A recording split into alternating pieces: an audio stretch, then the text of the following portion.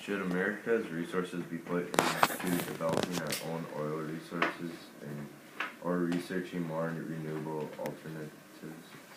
America should be researching its own development in the oil research. In 2012, oil productions climbed to the highest level in 15 years, and natural gas production reached an all-time high. In addition to response to the Deepwater Horizon oil spill in the Gulf of Mexico, after this launch, the most aggressive and compromised reforms of offshore oil and gas to the oversight of the U.S. history to ensure that our nation can be safely and responsible expanding development for the offshore energy resources.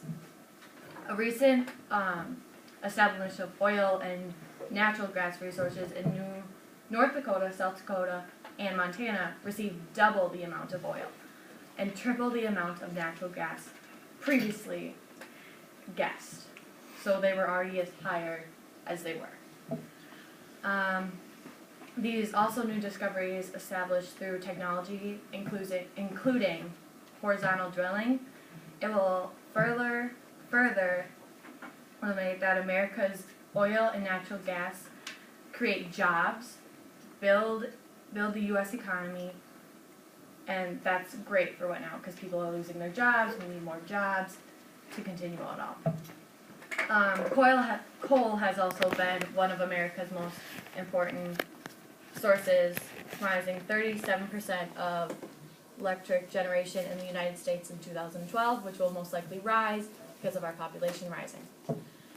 American youth to enter into the fields of science, technology, and developing the systems of today by most pressing energy problems. So we can help that all with our own resources. How can we decrease pollution in our industries, and is this a priority for our country? Yes, it is a priority to our country. We want to make sure that everyone's safe. There's no stuff in the air, everything like that. What's the best way to provide health care to everyone in this country? The best way to provide health care is those that have the money paid for the health care that they want, and those who don't have will be provided one for you. When we provide one for you, taxes will help with some of the health care, and not all of it. It will be just as good as the ones who pick their own, so it will still meet the requirements. Healthcare is very hard because it also falls into religion. Everyone has a different religion, and I don't want to force anyone to come to a different religion just because of the healthcare plan. We will meet the requirements of your religion and what you want in a stately manner that won't cost as much. In 2007, healthcare totaled to $2.2 trillion, which is 16.2% of the U.S. economy. Healthcare is the largest industry in the U.S., employing more than 14 billion people. That's a lot. So that gives people more jobs and everything else. Even the opponents agree that using tax to provide health care to all American amounts socialism and would decrease the quality and available of the health security for those who work hard to get a medical coverage. And then also, all Americans should have the right to health care because the Declaration of Independence states that all men have the unalienable right of life, which entitles having health care needed to preserve life. The United States is one of the few, if not only, developed national to the world that does not guarantee health coverage for its citizens, which is wrong in so many ways. Ensuring that all Americans have the right to health care will decrease health care costs by allowing people to receive regular and preventative health care and not wait until they're ill to seek the treatment, which medical costs are a lot higher than. Shouldn't the wealthy take an additional tax burden? They are the people that benefit most from our society and government. Shouldn't they also pay the most? The wealthy shouldn't be taxed extra. People who are rich most likely did something to accomplish it by working hard. probably working since they were 15, 14. They made the moves to get there, and they deserve that. They worked hard their way through hard times, and now paying it off of them is not really worth it. We all have the same shot to accomplish these things. We don't want to be published for making money and pulling the economy further up. Nor do we want to encourage lazy people to further be lazy around. Because they are hardworking people out there making money, paying for some of your share of taxes, which isn't right. The tax rate should be based off an income, and it should be completely equal, no matter who you are, what class you're in, doesn't matter. Everyone was born the same way, and everyone should be taxed the same amount. If we are overtaxed, the wealthy business owners, then they lose business.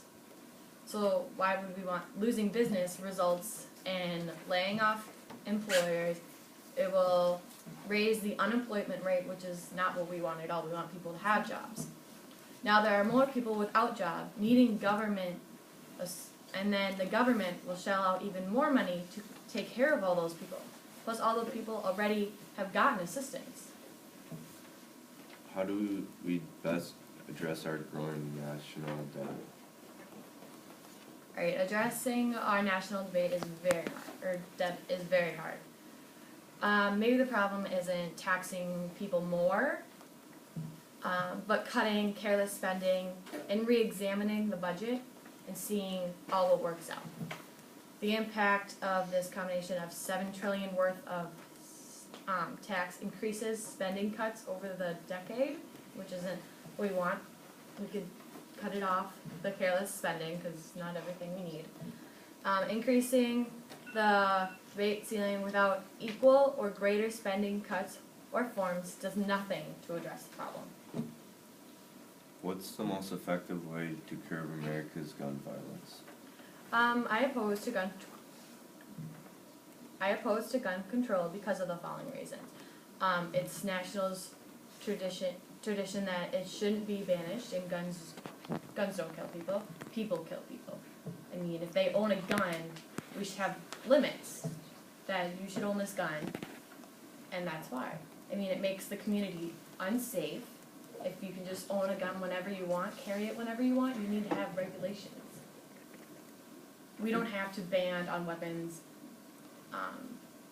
due to mass destruction. Is the government surveillance program necessary and legal? Our surveillance and national security is keeping a database on every single one of us and collecting information that they really don't need. It is violating into our personal lives, and it is against our rights to freedom. The U.S. government, which associates with the major telecommunication carriers, include AT&T, Verizon, T-Mobile, all those phone companies. And it's a mass illegal surveillance of the communications, the records of what you're texting, who you're sending, who you're talking to, and millions of Americans are on those plans. It takes away our freedom, but can catch away the bad guys. I think there just needs to be a fine line with each one. Who's to blame for last year's government shutdown? I think to blame for last year's government was probably us. I do agree with that, but I think we had to have a fine line, like I said before, a fine line between how much of everything. It doesn't really make sense to just give out free money. I mean, it's not what we are. I mean, there is national parks that were shut down, and that's not all what we want. Do you have a final statement? If you're looking for a strong vote, pick me. I know what I'm talking about. I plan to put an end to Obamacare, have equal taxes, and make sure our environment will be healthy for everyone that's in it, or that plans to come.